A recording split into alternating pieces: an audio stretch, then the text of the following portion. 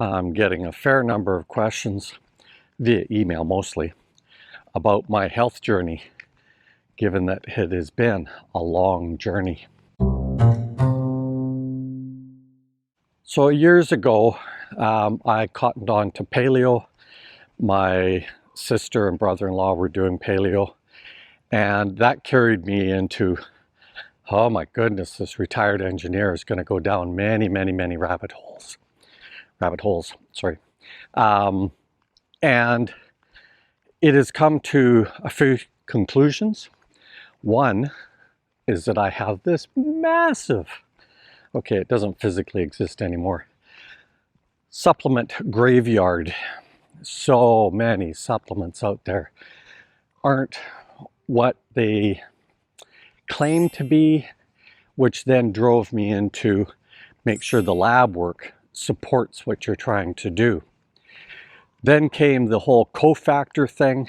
In other words, just like what happened through COVID, various reports started citing zinc.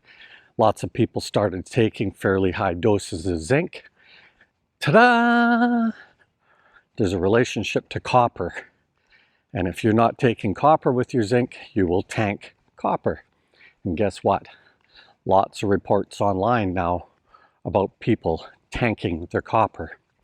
So I learned a few things out of all of this. I've learned about food depletions, various things, and probably the most notable for those of you living in the Philippines is iodine. Now, it was a shock to me to see goiters in, of all places, a singular location, Masbate. Like on one trip alone, I think I saw 3 cases of massive goiters on the side of the neck.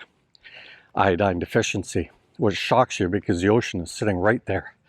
But they're all eating rice. They're not necessarily eating the fish, and etc., etc. However, with the case of iodine, these are halides. They sit in the halide part of the periodic table, and fluoride and bromine compete against iodine and salts. So, and bromine is a fire retardant, so it's in furniture, used to be in mattresses, had to get taken out because of the toxicity levels. Rabbit holes, right? Went down a lot of them. I still supplement with iodine every single day. I do just above the Mediterranean and Japanese diet levels, which we cannot get in any way, shape, or form from food in a Western country, especially with the amount of indoor living we do. Are those bromines? Labs do support it. Bromine is a toxicity. So in all of that, of course, I've learned a lot about my psoriasis, a lot about vitamin D, which is not a pill thing. It is definitely a sun thing. I've learned a lot about near-infrared light, which is a mitochondrial thing. It is not a light panel thing.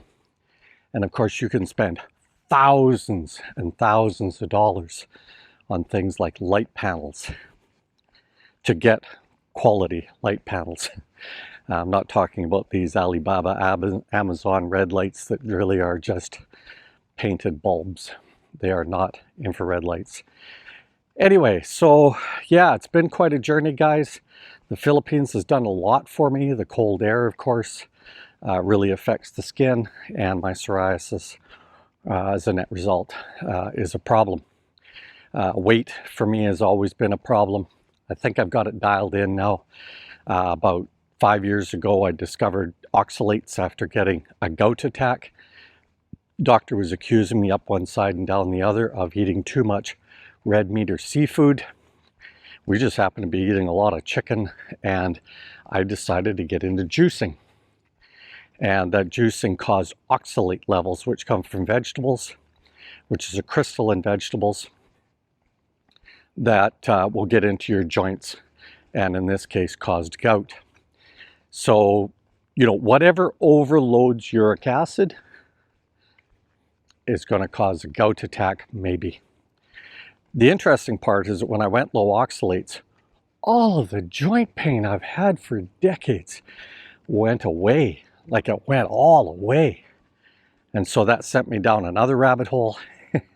Slow but sure elimination of various vegetables especially, and high oxalate fruit, and found that ultimately you have to be paying attention to the way nature designed us, and they designed us to follow nature's rules.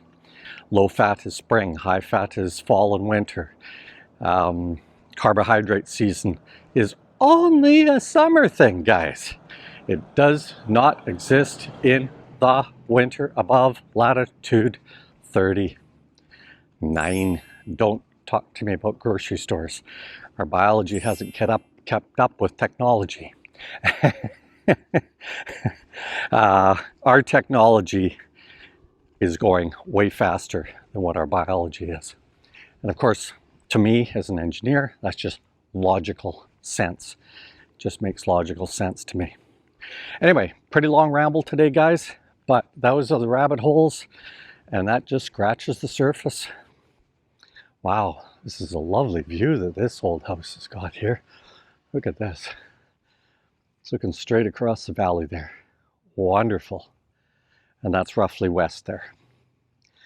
Later, Gators.